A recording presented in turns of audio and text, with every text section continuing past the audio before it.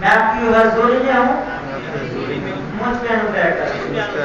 हे परमेश्वर, मुझ पे दया कर, मैं तेरी संतान हूँ। तेरा आत्मा मुझे छुए, तेरा बड़ा अनुग्रह मुझ पे हो। मेरा तेरी उपस्थिति में आना, तेरी रूह से भरना हो। हे परमेश्वर, तेरे आत्मा के बिना मैं कुछ भी नहीं हूँ। तो मुझे भर अपने आत्मा से, अपनी सामर्थ से, अपने मजा से परमेश्वर, क्योंकि उसके बिना मैं कुछ भी नहीं। तो भर मुझे परमेश्वर, तू दे मुझे अपना आत्मा, अपनी सामर्थ दे परमेश्वर। आज का वचन मेरे लिए 20 गुना, 60 गुना, 100 गुना प्रतिफल लाए, जिससे मेरा जीवन सिद्ध होता जाए और मैं आशीषों की ओर हर दिन अपने कदम को बढ़ाऊं। शैतान की जिंदगी में काम ना करे परमेश्वर, तेरा रूह मुझे चलाए, तेरा रूह मुझे चलाए, तेरे रूह से मैं भरूं, तेरे रूह से मैं भरूं। मैं अपने जीवन को तुझे देता हूँ। मेरा जीना तेरे लिए हो। मेरी लाइफ, मेरी जिंदगी तेरे वचन के द्वारा हो।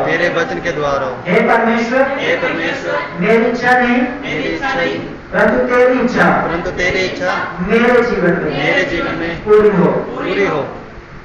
यीशु मसीह के नाम में ऊंची आवाज में बोला आमीन, आमीन, आमीन, आमीन, हालेलुया, हालेलुया, ऊंची आवाज में बोला हालेलुया, हालेलुया।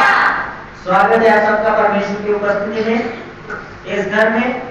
ये खुदा का घर है, परमेश्वर का घर है, और इसका सर यीशु मसीह जो हमें चलाता है, और हम अंग हैं जो उसकी महिमा के लिए काम करते हैं।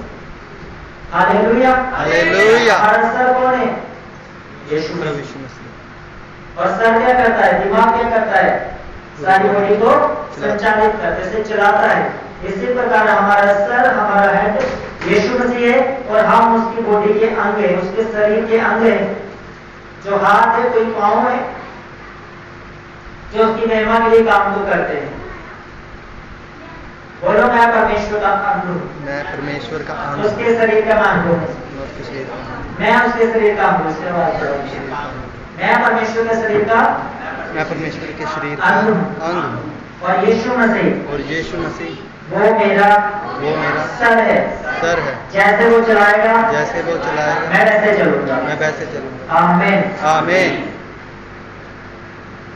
जे कोई संस्था नहीं है जो धर्म परिवर्तन करवाए, जे परमेश्वर का घर है, जिसमें आकर आप अपने रोगों से, बीमारियों से आप मुक्त हो, इसके लिए हम प्रार्थना करते हैं। और जो बाइबल का जो परमेश्वर, हम उसको प्रचार करते हैं।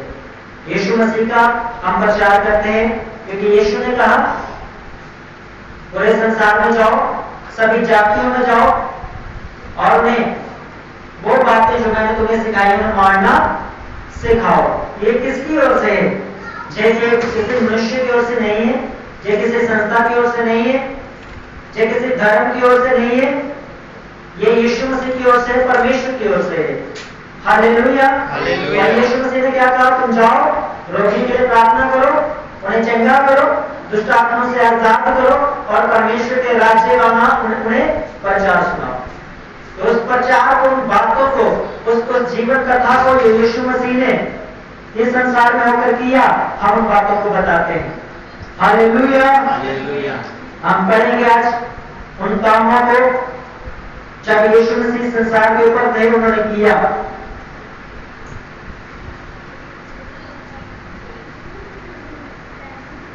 हम पढ़ेंगे मरकुस रचित सुसमाचार, उसका 10 अध्याय, उसकी 46 आयत से लेकर और उसकी 52 आयत तक। सभी बैठ से प्रार्थना में रहें। हालेलुया। जाने गए, वह जरीहों में आए, और जब वह और उसके चेले और एक बड़ी भीड़ जरीहों से निकली थी, तब तब तिमई का पुत्र बरतुल्मै एक अंधा भिखारी सड़क के किनारे बैठा था। वह ये सुनकर कि यीशु नासरी है, पुकार पुकार कर कहने लगा, है दाऊद की संतान, यीशु मुझ पर दया कर। बहुतों ने उसे डांटा कि चुप रहे, पर वह और भी पुकारने लगा, है दाऊद की संतान, मुझ पर दया कर। तब यीशु ने ठहर कर कहा, उसे बुलाओ। और लोगों ने उस अंधे को बुलाकर उससे कहा, दंड बांध, उठ, वह तुझे बुलाता है। वह अपना कपड़ा फेंक कर शीघ्र उठा और यीशु के पास आया। इस पर यीशु ने उससे कहा, तू क्या चाहता है कि मैं तेरे लिए करूं? अंधे ने उससे कहा, हे रब्बी, ये कि मैं देखने लगूं। यीशु ने उससे कहा, चला जा, तेरे विश्वास ने तुझे चंगा कर दिया है। वह तुरंत देखने लगा और मार्ग में उसके पीछे हो लिया। सभी बोले आमीन, आमीन, आमीन, आमीन। ये वो जीवन कथा है, हम इसे कहानी नहीं कहेंगे, जीवन कथा है। वो घटनाएं जो घटी है संसार के ऊपर जब यीशु मसीह संसार में सेवा को कर रहे थे।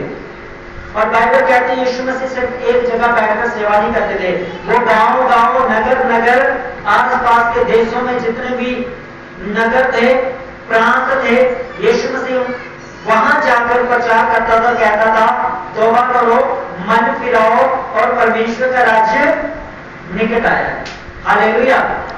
क्या प्रचार था यीशु मसीह का? जब यीशु मसीह प्रचार किए उनके मुंह से पहले निकले शब्द कौन से? यीशु मसीह ने क्या कहा था? मन फिराओ, तौबा करो और परमेश्वर का राज्य क्या है? निकट है।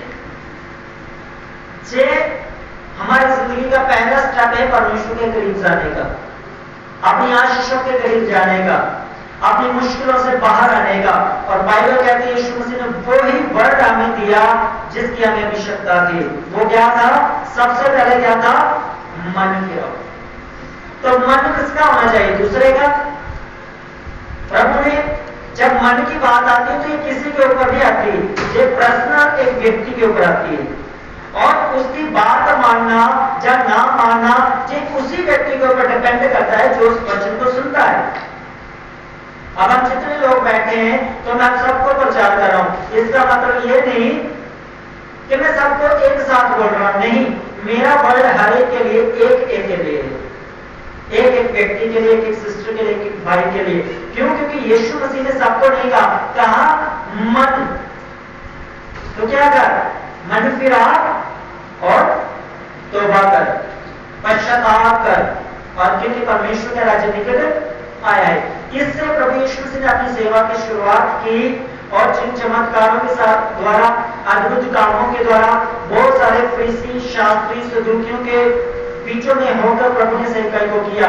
क्योंकि शास्त्री, फरीसी, सदूकी जो वो लोग थे इस्राएल के अंदर जो कहते थे कि इस्राएल का परमेश्वर हमारा परमेश्वर है, वो दूसरे का नहीं सुन, वो दूसरे लोगों की नहीं सुनता। वो कहते थे यदि मैं प्रार्थना करूंगा तभी तू चंगा होगा, अगर कोई दूसरा करेगा नहीं होगा। ये शास्त्री, सदूकी और फरीसी ये वो लोग थे जो उस समय परमेश्वर के भवन में, जिससे सुलेमान राजा ने 40 साल लगाकर बढ़ाया था, उसमें रहकर ये काम करते थे। और क्या कहते थे?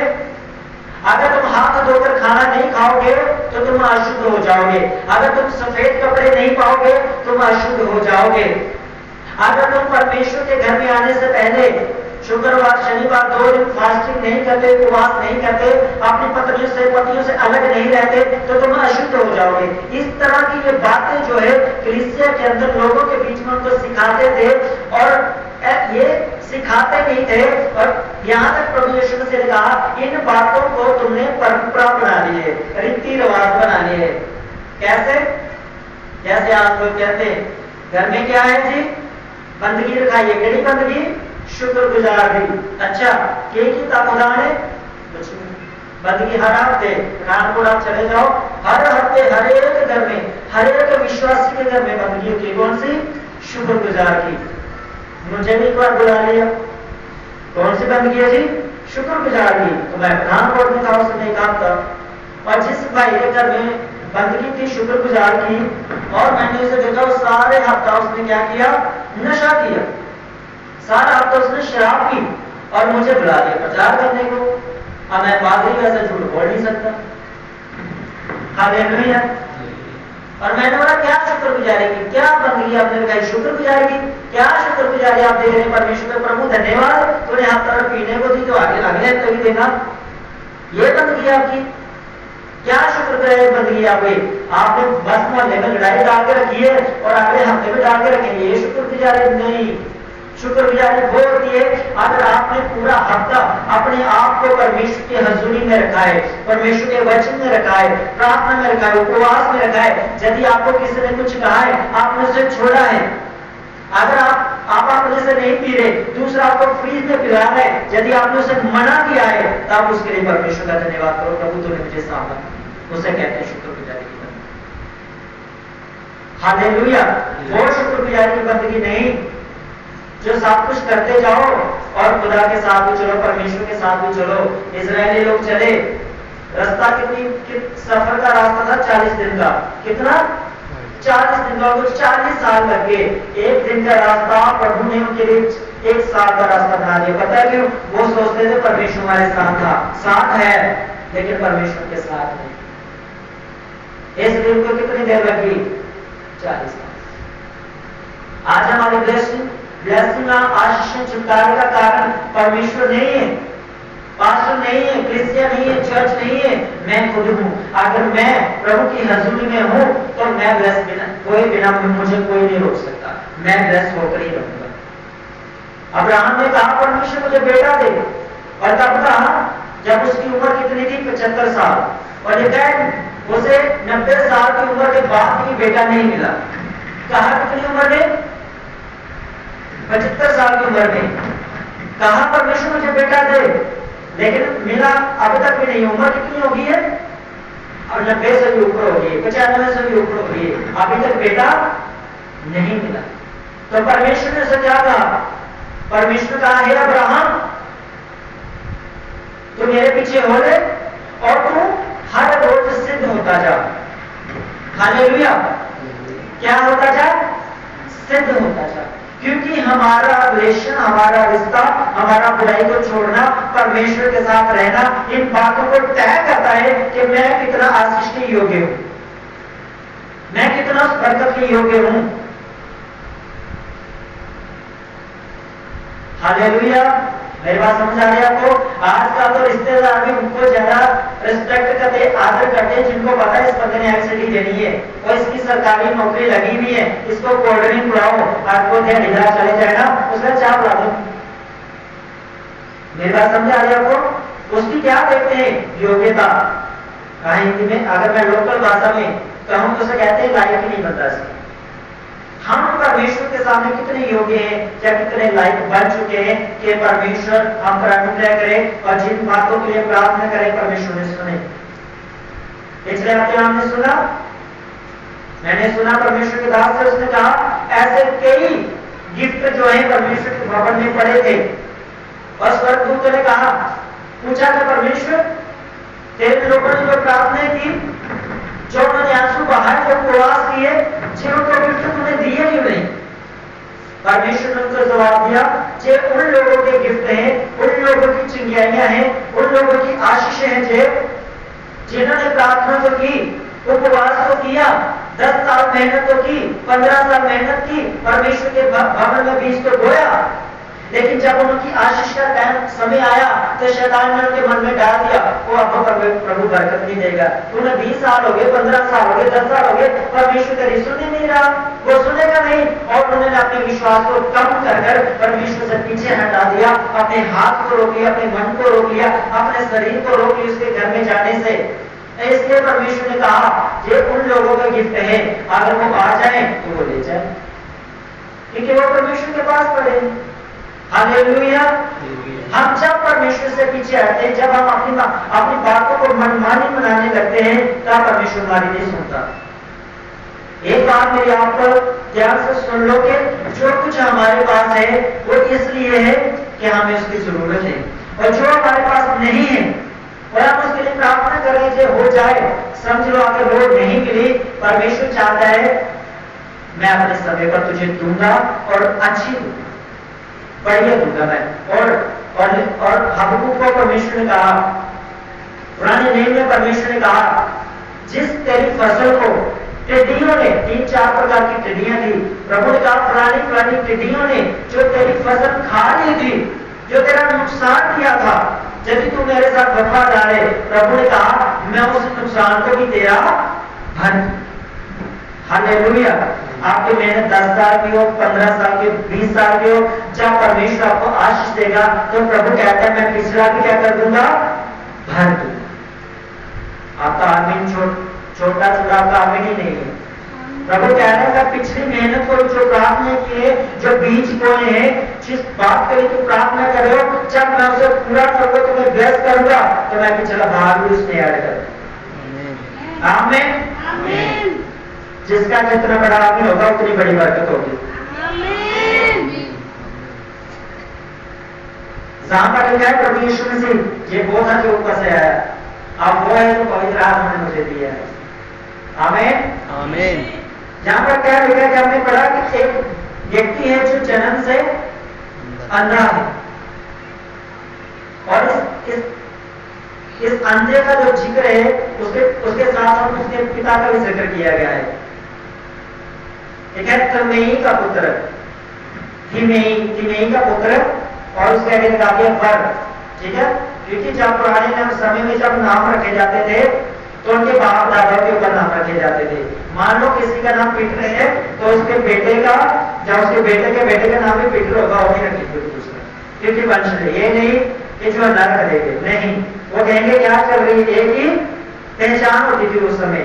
तो बर्तलमेई का जो पिता था उसका नाम था तिमेई, तो इसलिए लिखा बर्तलमेई।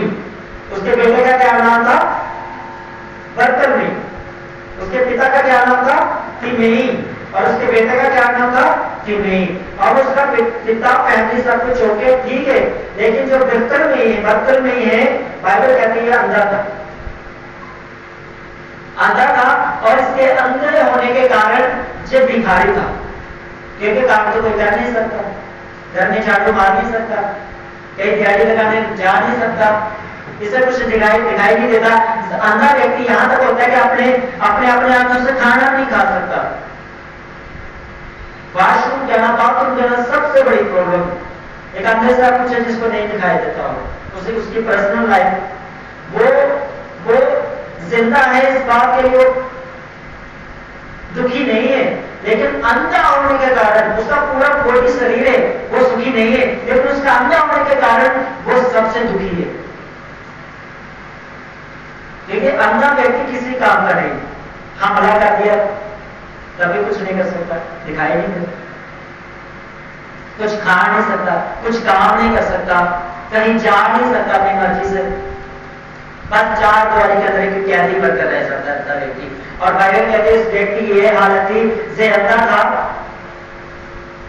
और इसके घर वाले सड़क के किनारे से छोड़ जाते थे, और ये सड़क में रहकर वापस क्या करता था, भीख मांगता था। हालेलुया।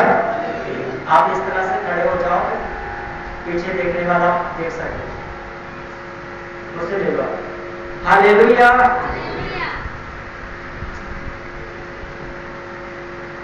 क्या कहते हो, बाइबल से क्या किया जाता था,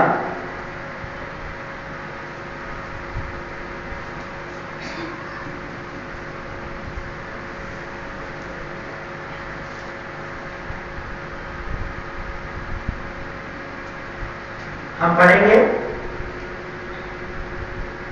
ठीक है, जरीहो में आए, और जब वह और उसके चेले और एक बड़ी भीड़ जरीहो से निकली थी, तब तिमेई का पुत्र बर्तलमेई, एक अंधा भिखारी सड़क के किनारे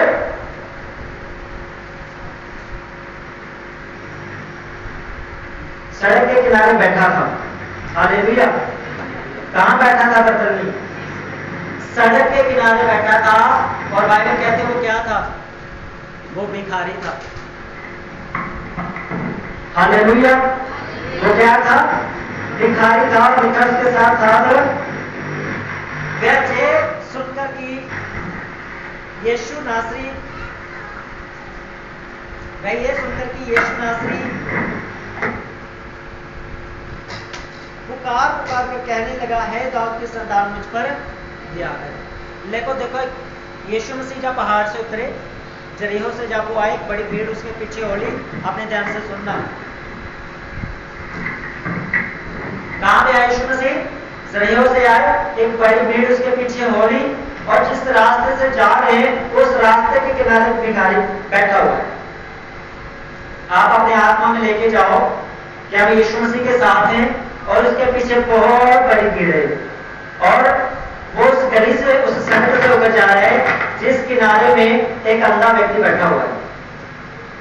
और जब अंधे व्यक्ति को ये पता चला कि यीशु नासरी, नासरत का यीशु नासरी, नासरत गांव का यीशु नासरी इस मेरे आज बिल्कुल पास से होकर जाने वाला है, तो उसने पुकार पुकार कर कहने लगा, हे यीशु नासरी, दाऊद की संतान मुझ पर दया कर।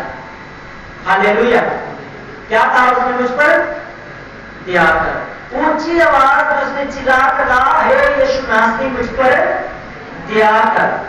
अगर आपसे आज पूछूं कि आप जब प्रार्थना करते हैं, जब परमेश्वर के आप भवन में आते हैं, आप कितनी ऊंची आवाज में कहते हैं कि हे परमेश्वर, हे यीशु नासरी, मुझ पर दया कर। आप कितने मन से जोर लगाते हैं, कितने मन से आपकी प्रार्थना होती है? ये अंधा भिखारी था, मैं सोचता हूं जिसकी प्रार्थना थी ना, वह जबरदस्त थी, जबरदस्त। और फिर भी उसकी प्रार्थना सुनने में समय लग गया। जब ऊंची आवाज में दुहाई देने लगा, जब उसने पुकारा तो लोगों ने उसे डांटा, उसने कहा, चुप कर, बैठ जा किनारे, तुझे पता नहीं इतनी बड़ी भीड़ है, गुरु जा रहा है और तू चिल्ला रहा है। उसे डांटा लोगों ने। हम घर में ऐसी प्रार्थना नहीं कर सकते ऊंची आवाज में, लोग बोल सकते पता नहीं क्या हो गया। हम घर में चिल्ला कर नहीं बोल सकते यीशु नासरी पूरे मन से, लेकिन अगर आप परमेश्वर के घर में भी अगर चुप बैठते हैं तो आपकी ब्लेसिंग आपके साथ ही है, वो चुप बैठी है, वो आपके ऊपर नहीं आएगी। हालेलुया। अगर आप चाहते हैं आपकी ब्लेसिंग आपके ऊपर हो, आपके अंदर हो, तो आपकी आवाज आपके अंदर से निकलनी चाहिए और ऊपर यीशु नासरी तक पहुंचनी चाहिए, स्वर्ग तक आपकी आवाज पहुंचनी चाहिए, और उन ब्लेसिंगों में आप चलना शुरू हो जाएंगे। आप नाचना शुरू हो जाओगे, गाना शुरू हो जाओगे, और इस अंधे भिखारी की तरह देखना भी शुरू हो जाओगे। हालेलुया। क्योंकि अंधापन, लंगड़ापन, गूंगापन जब तक परमेश्वर से ना हटाए, मेडिकल साइंस आज भी हाथ खड़े करती है। आज वो लेंस डाल भी दे आंखों का, अगर आंखें की रोशनी वो ठीक भी कर दे, लेकिन उसकी गारंटी कोई नहीं है। नहीं तो आप लिखवा के बोलो, लिख कर दो, कोई गारंटी नहीं। पैसे जितने मर्जी दे दो, कोई गारंटी नहीं। हालेलुया। इस व्यक्ति ने ऊंची आवाज से कहा, हे यीशु नासरी, दाऊद की संतान मुझ पर दया कर। और क्या उसके बाद लिखा है?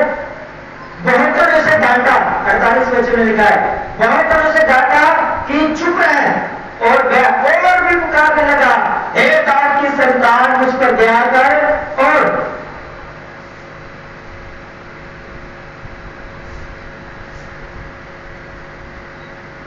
हालेलुया।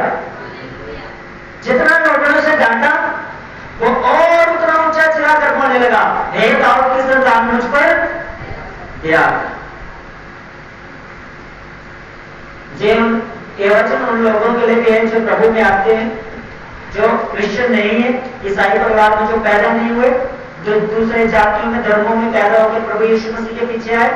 जब लोग उनको दबाते हैं, जब लोग उनको ताना मारते, मीना मारते, तुमको पैसे मिले, तुम्हारा धर्म परिवर्तन हो गया, तुमने ये कर दिया, तो बाइबल कहती है उन लोगों को चुप नहीं रहना चाहिए और ऊंची आवाज में कहना चाहिए, हे यीशु नासरी, दाऊद की संतान मुझ पर दया, ताकि मैं खड़ा रहूं, आड़ा रहूं, और उस क्रूस पर चढ़ाए हुए व्यक्ति की तरह जिसने कहा, यीशु जब तो अपने राज्य में जाए तो मुझे भी याद रखना। और यीशु ने कहा, तो आज ही मेरे साथ स्वर्ग में। हालेलुया। क्या कहा यीशु मसीह ने? तू आज ही मेरे साथ कहां पे होगा? स्वर्ग में होगा।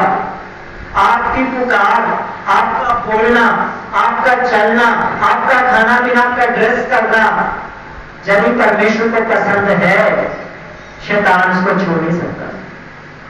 हालेलुया। मैं कहता हूं शैतान उसको छू नहीं सकता, वो आपका है, पर आपको एक ही काम करना पड़ेगा, बर्तुलमै की तरह ऊंची आवाज में चिल्लाकर कहना पड़ेगा, हे यीशु नासरी दाऊद की संतान, मुझ पर दया कर। और अब्राहम की तरह आप अपने आप को सिद्ध करते रहें, अपनी कमियों को निकालते रहें, और एक समय आएगा परमेश्वर कहेगा अब मैं तुझे बरकत दूंगा। आप कहेंगे नहीं नहीं परमेश्वर बूढ़ा हो गया, अब ये काम नहीं हो सकता। परमेश्वर का यीशु मसीह ने कहा, क्या परमेश्वर अब्राहम के लिए पत्थरों से बच्चों को नहीं पैदा कर सकता, संतान को नहीं पैदा कर सकता? आप कहेंगे, सारा कहती थी, हंसने लगी, अब ये नहीं होगा। दूत ने कहा, इससे आने वाले ऋतु में, आने वाले समय में, बसंत ऋतु में तुम बेटे को अपनी छाती से लगा के अपने सीने से लगाएगी। हालेलुया। आप सोचेंगे अब नहीं होगा, अब हाथ खड़े, अब टाइम पूरा हो गया, लेकिन बाइबल कहती है परमेश्वर के लिए, यीशु मसीह ने कहा जो मनुष्य के लिए असंभव है परमेश्वर के लिए सब संभव है।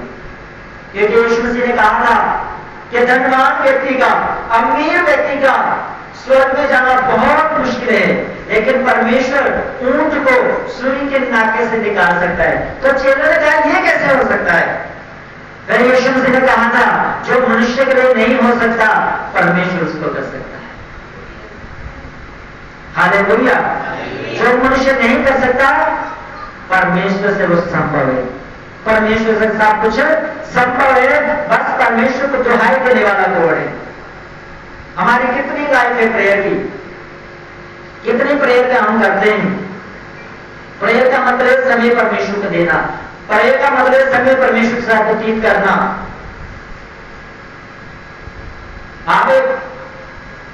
हम जब एक मूवी देखते हैं वो 2.5 घंटे की होती है, एक सीरियल देखते हैं वो आधे घंटे का होता है। हम किसी से जब मारने बैठ जाएं तो कम से कम आधा पौना घंटा चल जाता है, किसी के हम घर में चल जाएं आधा घंटा चला जाता है।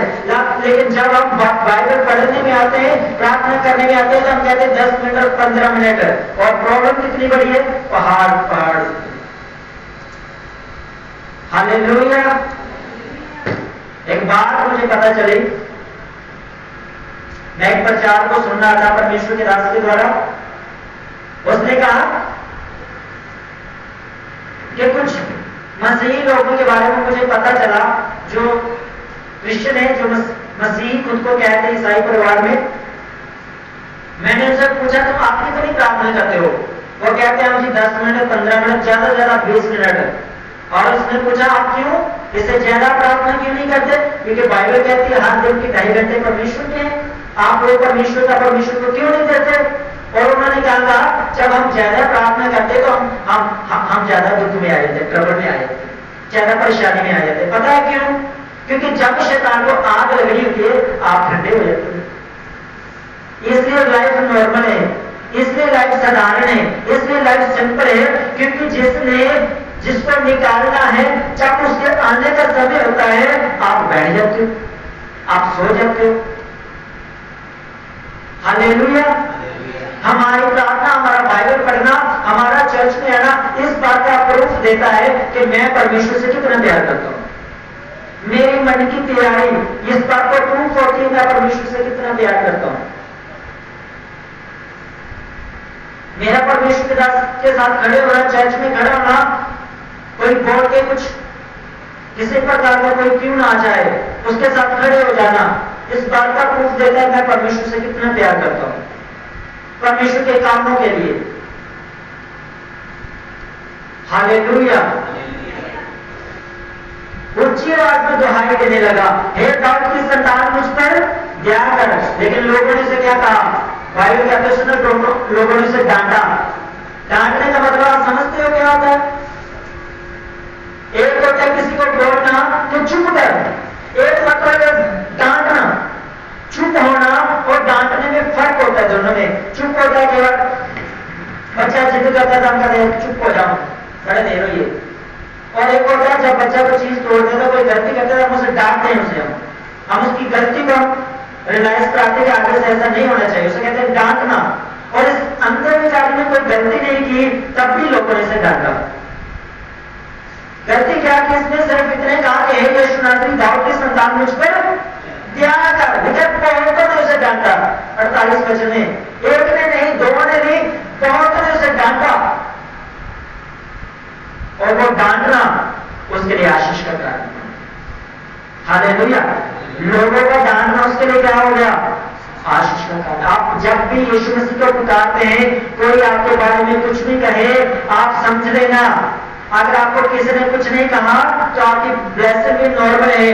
यदि आपको किसी ने कुछ कह दिया कि तुम मसीह जाते हो, तुम चर्च में जाते हो, तुम ये करते हो, तो समझ लेना तुम्हारी आशीषें बढ़ चुकी हैं, तुम्हारी आशीषें बढ़ चुकी है, तुम्हारी आशीषें जो है वो बड़ी हो चुकी है।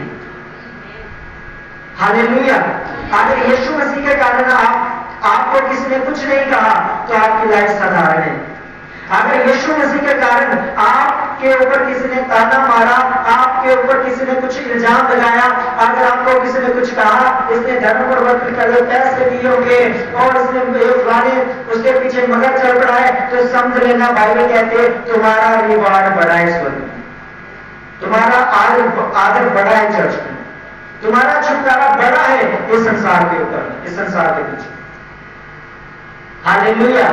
और जब और ऊंची आवाज से कहने लगा, और लिखा है 39 वचन लिखा, तब यीशु ने ठहर कर क्या किया? उसके चिल्लाने को किसने सुना? किसने सुना? पहले किन लोगों ने सुना? पहले वहां के लोग, पहले आस पड़ोसी ने सुना।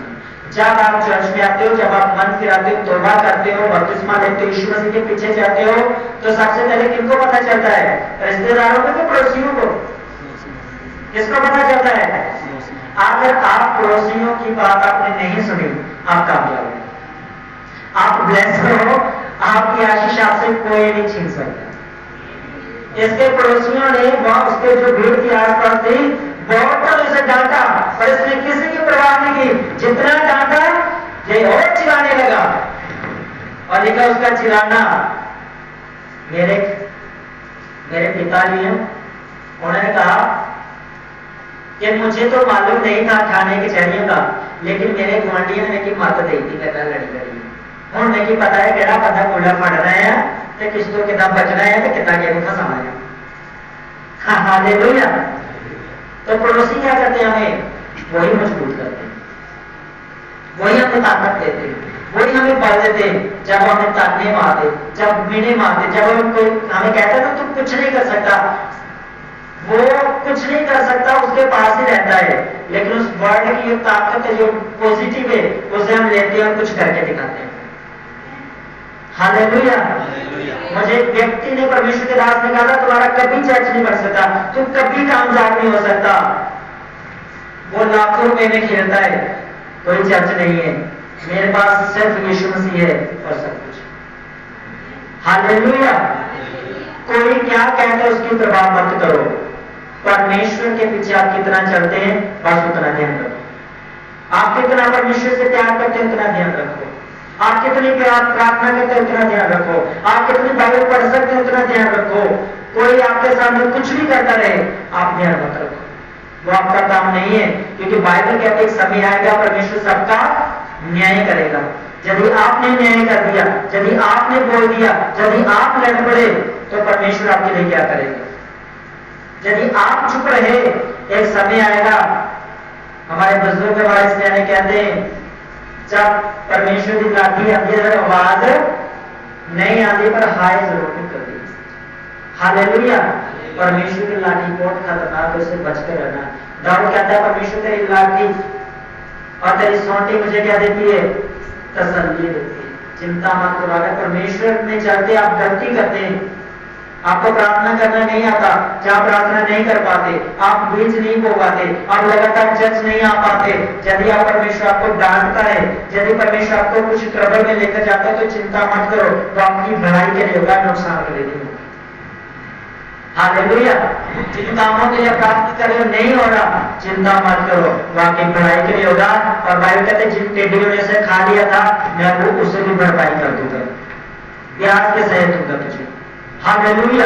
लेकिन एक बात याद रखें, अपनी दुहाई देना इस बर्तन में की तरह ना छोड़े। हिम्मत न हारे। लोगों ने डांटा, दुबाया, नेगेटिव बातें की और इतने साल ये ताकत तो ठीक है यार, बड़े बड़ी शोकता इसराइल भी चाहिए और भी बाल पूछे कि जाते तो उन्होंने तो जोर ला लिया मैं तेरे से ताकत कुछ हो गया। उन्होंने क्या किसी ने नहीं सुनी, उसने और दुआई दी है यीशु नासरी दाऊद की संतान मुझ पर तैयार थी।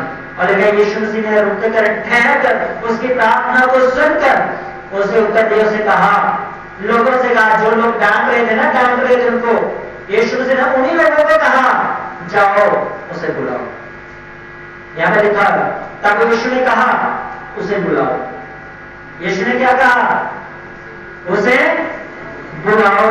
जब परमेश्वर आपको ब्लेस करेगा ना, तो जो लोग कहते हैं ना कुछ नहीं हो सकता, प्रभु ने सुननी कर दी, प्रभु तो देना से हालेलुया। वही तो क्या कहेंगे, प्रभु ने तो दी सुननी, प्रभु तो दे नास। ये संसार है, जब आपके पास कुछ नहीं है आपको सब छोड़कर चले जाएंगे, जब आपके पास कुछ आ गया तो सब दौड़ दौड़ कर पीछे पीछे आएंगे। पता है क्यों? वो आपके लिए नहीं आएंगे, आपका हाल पूछने के लिए नहीं आएंगे, आपके आपके आप कैसे रहते हैं वो देखने के लिए नहीं आएंगे, आपसे क्या मिल जाए वो इसलिए। आप क्या उनको बेटियों की शादी में दे देंगे इसलिए आएंगे, आप क्या उनके लिए कर देंगे उसके लिए आएंगे। चैरिटी करना अच्छा काम है और करना भी चाहिए, लेकिन उसके साथ जिसके पाँव में सच में जूते नहीं है उसे लेकर दो, उसके साथ जिसके घर में सच कुछ खाना नहीं है उसे आटा देकर, उसके साथ भलाई करो, जिसके पास काम खोलने के लिए वाकई कुछ नहीं है उसको थोड़ा कुछ देकर दो, ऐसे मत दो। हालेलुया। तब आपका चैरिटी, तब आपका जो काम किया मसीह में सफल होगा और मसीह में की हुई मेहनत व्यर्थ नहीं होगी, वो आपके लिए आशीष को लेकर आएगी, छुटकारे को लेकर आएगी। बीज बोया भी आपके लिए आशीष का कारण लेकर आया। और इस व्यक्ति ने अंधे बर्तुलमी ने कौन सा बीज बोया? लेकिन प्रार्थना का चिल्लाने का, ऊंची आवाज में चिल्लाने का बीज बोया। उसने कहा यीशु नासरी मुझ पर दया कर। एक बार, दो बार, तीन बार, चार बार लोगों ने डांटा चुप कर, लेकिन वो अपने बीज के वर्ड को रिलीज करता गया, यीशु नासरी दाऊद की संतान मुझ पे दया कर। वो बीज इतना बड़ा, इतना बड़ा, इतना बड़ा यीशु मसीह के कानों में पहुंच गया और उसने कहा जाओ उसे बुला कर। हालेलुया। सोचो आपकी प्रार्थना सुनी गई हो और परमेश्वर बोले अपने दूतों को जाओ इसे ब्लेस कर आओ, तो क्या बात है। हालेलुया। फिर क्या है, क्या बात है। अब मुझे समझ आता है जब मैं प्रार्थना करता था पल्ला, हालेलुया, पल्ला नहीं तेला करना मेला मेला, एक पैसा नहीं था तो मैं घर वालों से कहता था मैं जा रहा हूँ, निकल रहा हूँ मैं यहाँ से, मैं नहीं रहूंगा यहाँ पे, मेरा चर्च बन रहा है और लाते लड़ी। हालेलुया। आज पता चला जब मैं बोलता था, वर्ड को रिलीज करता था अपने, परमेश्वर दूतों का आज्ञा दे चुका था जाओ इसके लिए करो, और उसने करके दिखा दिया। और हम बैठे उस वर्ड के अंदर, उन शब्दों के अंदर, उन ब्लेसिंगों के अंदर आज हम सब बैठे हुए हैं। हालेलुया। आप एक ही दुहाई आपके परिवार को बचा सकती है, आप एक ही दुहाई आपके नगर को बचा सकती है, आप एक ही दुहाई आपकी बीमारी से आपको छुड़ाने का कारण हो सकती है। हालेलुया। जसूर में एक सिस्टर है, 2001 और 2 की बात है, 98 की, 1998 की बात है। उसके पति रोड के किनारे सब्जी में काम करते थे और हफ्ते में 2 या 3 बार खाना खाते थे, बाकी दिनों में शराब पीते थे। मसीह में नहीं थे वो, मसीह से बातें, प्रभु को नहीं जानते थे वो। किसी दिन उनको सुसमाचार मिला, उनको पता चला कि फलानी जगह चर्च है, तब नए काम चला था प्रभु का हिस्से लेना हमारे जसूर।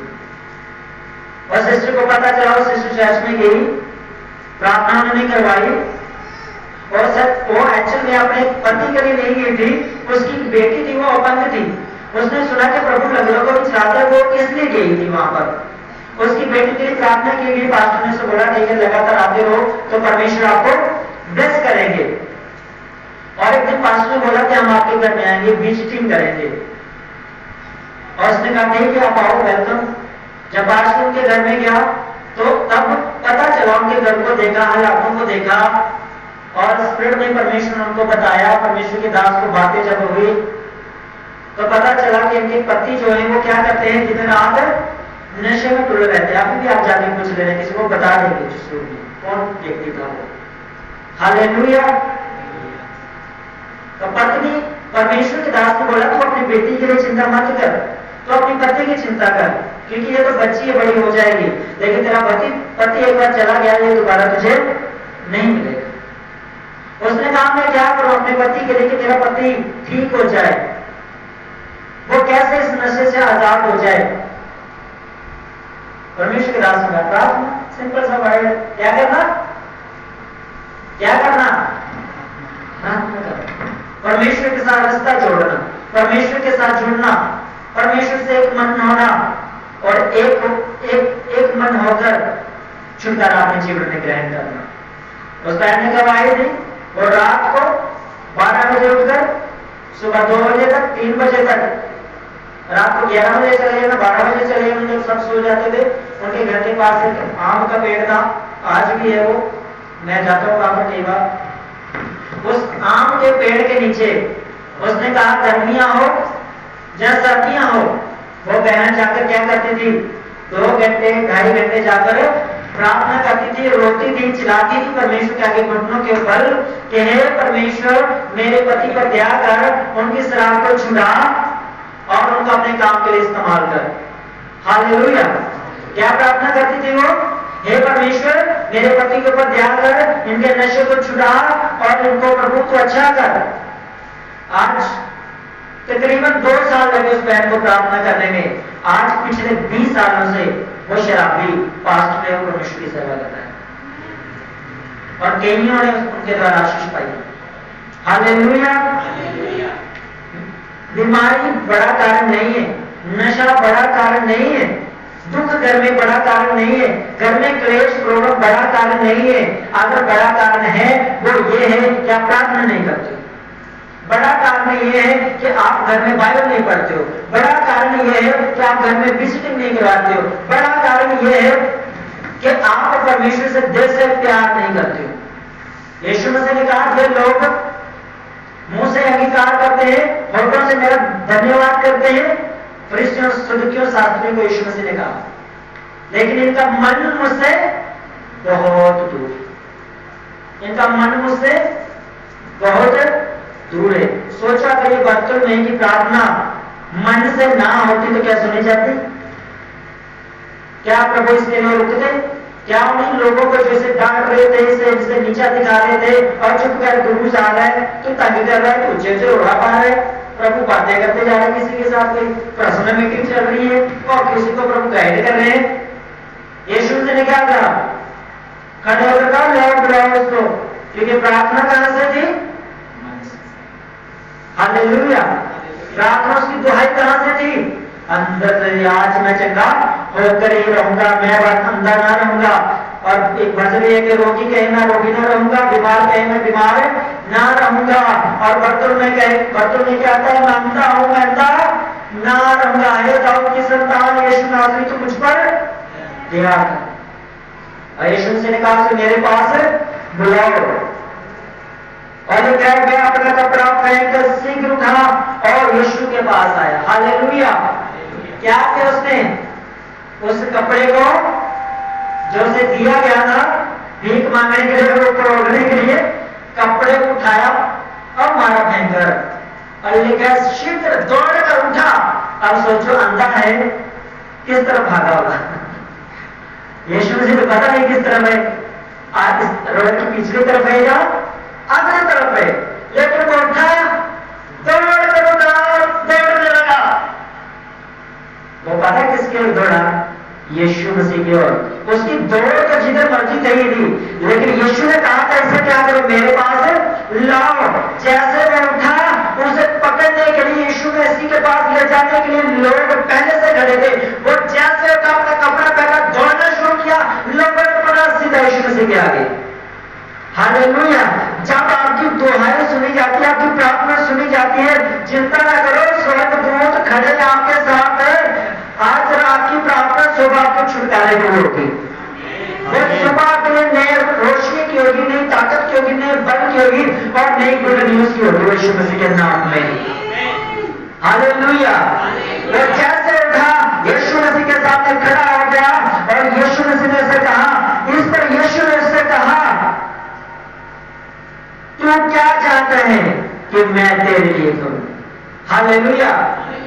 यीशु मसीह ने पूछा, तू क्या चाहता है मैं तेरे लिए? प्रार्थना सुनी गई है। दूतों ने उसके पास यीशु मसीह के सामने बर्तुल्मै को खड़ा कर दिया है। अब प्रभु पूछ रहा है, तू क्या चाहता है मैं तेरे लिए करूं? सपोज कर अगर कोई बीमार है, वो कहेगा मैं चंगा हो जाऊं। जो अंधा भिखारी था, उसने कहा मैं ठीक हो जाऊं, मैं देखने लग जाऊं। जो आपकी प्रॉब्लम है, जब आपकी प्रार्थना सुनी जाएगी, परमेश्वर फिर आपको एक मौका देगा, तू क्या चाहता है मैं तेरे लिए करूं? हालेलुया। उसने क्या कहा? जिसकी उसे जरूरत थी उसने कहा, प्रभु मैं चाहता हूं मैं क्या करने लग जाऊं? देखने लग जाऊं। उसने कहा, अंदर ने उसने कहा, हे रब्बी, जे कि मैं देखने लगूं। रब्बी का मतलब होता है गुरु। उसने क्या कहा? हे रब्बी, हे गुरु, मैं क्या करने लग जाऊं? देखने लग जाऊं। यीशु ने उससे कहा, चला जा, तेरे विश्वास ने तुझे चंगा कर दिया, तेरी प्रार्थना ने तुझे चंगा कर दिया, तेरे बाइबल पढ़ने ने तुझे चंगा कर दिया, तेरे चर्च में आने में तुमने अपने आप को चंगा कर दिया, तेरी मेहनत का फल तेरी झोली में पड़ गया। यीशु मसीह ने कहा, मैं करता हूं। आज बहुत सारे लोग कहते हो मैं दुआ करेगा, देखिए मैं क्यों था, कितना फायदा करेगी। एक पास्टर मेरे सामने एक व्यक्ति को बोलता है, प्रार्थना बता कैसे प्रार्थना करूं? खड़े होकर प्रार्थना करनी है या गिर कर प्रार्थना करनी है? हंसने लग जाए, इतना पागल बंदा, ये कहां से आ गया भाई? हालेलुया। बाइबल कहती है ना तो बल से ना ताकत से, पर किससे होगा?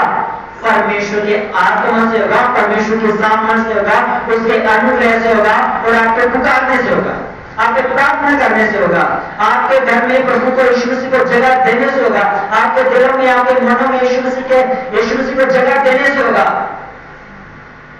तब आपके जीवन का उद्धार होगा, ब्लेसिंग आएगी, आशीष आएंगे, छुटकारे आएगी। और लेकर उसने कहा, मैं तुम्हारे लिए क्या करूं? मैं तुरंत बैठने लगा और मार के उसके पीछे हो लिया। हालेलुया।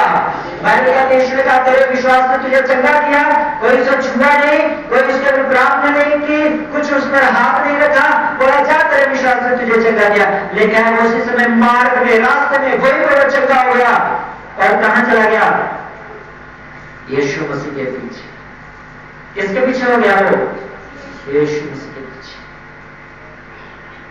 अगर आप यीशु मसीह के पीछे पूरी तरह से नहीं है, आप पूरे मन से नहीं है, आप अंधा क्या था? भिखारी था। अब वो अंधा भी देखने लगा है और उसका भिखारीपन उससे दूर हट गया है और यीशु मसीह के पीछे चलने लगा। उसने दो काम किए होंगे, जहां तो प्रभु के पीछे चलकर प्रभु के साथ सेवा की होगी, जहां उसने टॉप लेवल का बिजनेस किया होगा। एक अच्छा काम उसने किया होगा, एक अच्छी जॉब उसने की थी, क्योंकि वो अपने अंधेपन से, भिखारीपन से क्या हो चुका था? आजाद हो चुका था। जब परमेश्वर आपको चंगा करते हैं, आपको ब्लेस करते हैं, वो आपकी प्रार्थना को सुनते हैं, वो इसलिए आपकी प्रार्थना को नहीं सुनता आप जैसे हो वैसा रहो, नहीं। परमेश्वर जब आपकी सुनते हैं, जब आपके ऊपर अनुग्रह करते हैं, जब वो दया के वर्ड आप रिलीज करते हैं, परमेश्वर मुझ पर दया कर, जब परमेश्वर अपनी दया करता है तो एक नया परिवर्तन लाता है आपकी लाइफ में, एक नया जीवन, एक नई ताकत, एक नया बल, एक मजा देता है आपकी लाइफ में। और आप बीमारी से चंगे हो चुके हो, वो आपके लिए रास्तों को खोलेगा कामों के लिए। अगर आपका रास्ता खुल चुका है काम के लिए, आपका काम बढ़ेगा यीशु मसीह के नाम में। अगर आपका काम नहीं बढ़ेगा, चिंता मत करो, आपकी तनख्वाह बढ़ती रहेगी। और एक टाइम आएगा, परमेश्वर कहता है, जो टिड्डियों ने खा लिया था, जो शैतान ने खा लिया था, जो अंधकार की शक्ति ने खा लिया था, मैं ब्याज सहित पर पूर्ण करके तुझे सब लुटा दूंगा। हालेलुया। जब ब्लेसिंग के शब्दों के ऊपर आपका आमीन होता है, सब लेना, वो बरकत भी आपकी होती है। जब परमेश्वर कहता है मैं भर दूंगा, तो ऊंची आवाज में आमीन बोलना है कि वो मेरे लिए है। परमेश्वर मेरा अगला पिछला क्या कर देगा?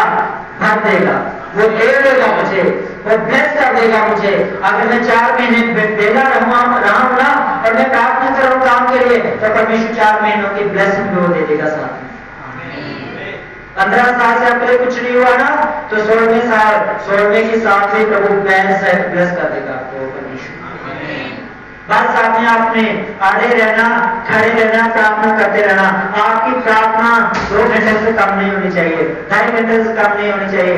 यदि आप घर में नहीं कर सकते तो छुट्टी होते काम पे एक दिन छुट्टी करो स्पेशल, और सारा दिन परमेश्वर के प्रार्थना करो। कुछ मत करो यहाँ पर आकर, कोई काम मत करो, सिर्फ प्रार्थना करो यहाँ पर आकर। अपना रिलेशन, अपना टाइम बराबर रखो परमेश्वर के साथ।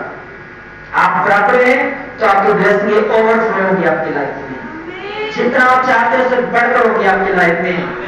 संदेश सोचा नहीं था कि आज यीशु मसीह आकर मैं चंगा हो जाऊंगा, लेकिन यीशु मसीह उस रास्ते में से होकर जा रहे थे, सडनली एक एक्सीडेंट आने से कह सकते हैं, और संदेश के लाइफ में एक ऐसा एक्सीडेंट हुआ वो देखने लगा।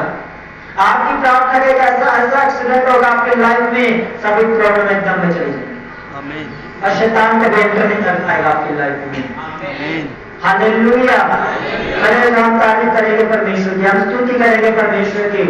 जब हम प्रार्थना करें, स्तुति करें, तो सीरियस होकर आप प्रभु की उपस्थिति में खड़े हुए हैं, मन के साथ, दिल के साथ हमने खड़े हुए हैं, ताकि जब परमेश्वर का स्पर्श आए, परमेश्वर का अनुग्रह आए, तो किसी के देखने से किसी के ऊपर ना आए। वो अपने मन से प्रार्थना करो, वो मेरे लिए, वो मुझ पर आए, वो मेरे लिए, वो मुझ पर आए। आपके वर्ड की पावर को, आपके वचन को परमेश्वर के, उसकी ताकत मेरी लाइफ में आए। आमीन, आमीन, हालेलुया।